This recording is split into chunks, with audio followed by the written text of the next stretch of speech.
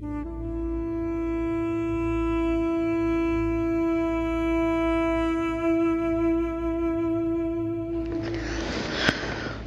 sobat Book Reading 12 yang berbahagia.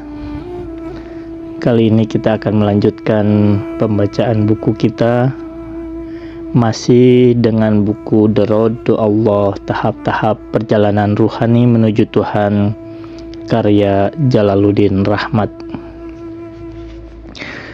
Pada episode kali ini kita akan membaca masih pada bagian kedua setelah memulai perjalanan di bagian terakhir, Ridho Ilahi, di halaman 127 sampai dengan 131. Bismillahirrahmanirrahim. Pada suatu hari, Nabi Musa alaihissalam bermaksud menemui Tuhan di Bukit Sinai. Mengetahui maksud Musa, seorang yang sangat saleh mendatanginya. Wahai Kalimullah, selama hidup saya telah berusaha untuk menjadi orang baik. Saya melakukan sholat, puasa, haji, dan kewajiban agama lainnya. Untuk itu, saya banyak sekali menderita. Tetapi tidak apa, saya hanya ingin tahu apa yang Tuhan persiapkan bagiku nanti. Tolong tanyakan kepadanya. Baik, kata Musa. Ketika melanjutkan perjalanannya, dia berjumpa dengan seorang pemabuk di pinggir jalan. Mau kemana? Tolong tanyakan kepada Tuhan nasibku. Aku peminum, pendosa. Aku tidak pernah salat, puasa, atau amal saleh lainnya. Tanyakan kepada Tuhan apa yang dipersiapkannya untukku. Musa menyanggupi untuk menyampaikan pesan dia kepada Tuhan. Ketika kembali dari Bukit Sinai, ia menyampaikan jawaban Tuhan kepada orang saleh. Bagimu pahala besar yang indah-indah. Orang saleh itu berkata, saya memang sudah menduganya. Kepada si pemabuk, Musa berkata, Tuhan telah mempersiapkan bagimu tempat yang paling buruk. Mendengar itu, si pemabuk bangkit dengan riang menari-nari. Musa heran, mengapa ia bergembira dijanjikan tempat yang paling jelek. Alhamdulillah, saya tidak peduli tempat mana yang telah Tuhan persiapkan bagiku. Aku senang karena Tuhan masih ingat kepadaku. Aku pendosa yang hina dina.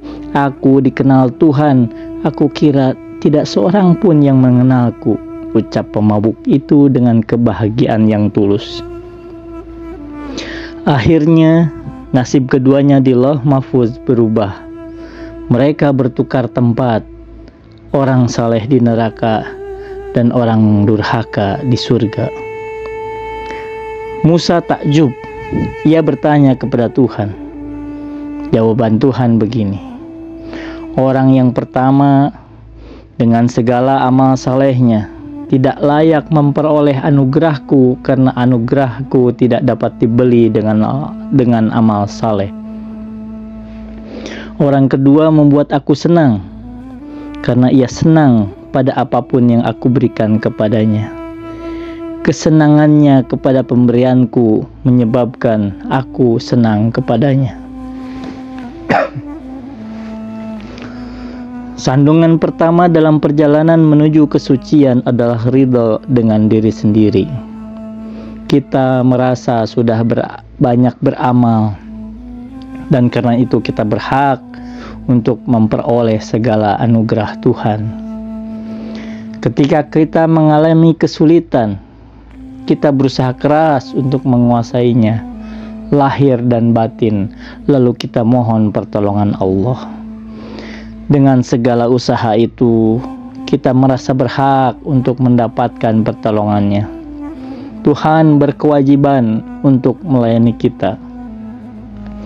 Ketika yang kita tunggu tidak datang juga, kita marah kepadanya sambil berargumentasi, apalagi yang harus aku lakukan? Apakah tidak cukup semua pengorbanan yang telah kuberikan?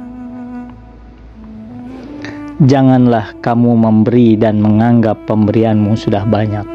Quran Surat Al-Mudaththir ayat 6. Janganlah kamu berkata, sudah semua kamu kerjakan. Setiap kali kamu bertanya seperti itu, ingatlah, belum banyak yang kamu kerjakan. Secara lahiriah, mereka telah banyak membuat orang putus asa. Karena putus asa, ia tidak mau berbuat lagi. Seluruh geraknya terhenti. Secara batiniah, merasa telah berbuat banyak, menjatuhkan tirai gelap yang menutup karunia Tuhan. Ia mengandalkan amalnya dan meremehkan pemberian Tuhan. Pada hakikatnya, ia masih berkutat dengan dirinya sendiri. Ia tidak berjalan menuju Tuhan. Ia berputar-putar di sekitar egonya. Ia tidak mencari ridho Tuhan. Ia mengejar ridho dirinya. Kepuasan akan diri telah banyak membinasakan para salik, penempuh jalan sepanjang sejarah. Hal yang sama telah melemahkan semangat para pejuang kebenaran. Mereka merasa telah berkorban habis-habisan, tetapi hasilnya tidak ada. Anda dapat menemukan perasaan ini pada orang-orang saleh yang di sudut masjid dan juga para demonstran reformis di simpang jalan. Yang pertama menghapuskan ibadahnya, yang kedua menyia-nyiakan pengorbanan kawan-kawannya. Kepada siapa saja di antara Anda yang taat beribadah, bacalah doa ini setelah sholat Anda. Tuhanku, ampunanmu lebih diharapkan dari amalku. Kasih-Mu lebih luas daripada dosaku. Jika dosaku besar di sisi-Mu, ampunan-Mu lebih besar daripada dosa-dosaku. Jika aku tidak berhak untuk meraih kasih-Mu, kasih-Mu pantas untuk mencapaiku dan meliputiku. Karena kasih sayang-Mu meliputi segala sesuatu. Dengan rahmat-Mu, wahai Tuhan yang paling pengasih dari segala yang mengasihi. Kepada siapa saja di antara Anda yang sedang berjuang menegakkan kebenaran, tetapi Anda sudah letih dan merasa tidak berdaya, bacalah doa Nabi Muhammad SAW ketika ia berlindung di kebun Utbah dengan kaki berlumuran darah. Ya Allah, kepadamu aku adukan kelemahan diriku, ketidakberdayaanku dan kehinaanku di mata manusia. Wahai yang maha kasih dan maha sayang, wahai Tuhan orang-orang yang tertindas, kepada tangan siapa akan Kau serahkan daku? Kepada orang jauh yang memperlakukanku dengan buruk, atau kepada musuh yang Kau berikan kepadanya kekuasaan untuk melawanku? Semuanya aku tidak peduli asalkan Engkau tidak murka kepadaku. Anugerah-Mu bagiku lebih agung dan lebih luas. Aku berlindung pada cahaya ridho-Mu yang menyinari kegelapan. Janganlah murka-Mu turun kepadaku, janganlah marah-Mu menimpaku. Kecamlah daku sampai Engkau ridho. Tidak ada daya dan kekuatan kecuali melalui-Mu. Wa ma taufiqi illa billah, alaihi tawakkaltu wa ilaihi unib. Wassalamualaikum warahmatullahi wabarakatuh.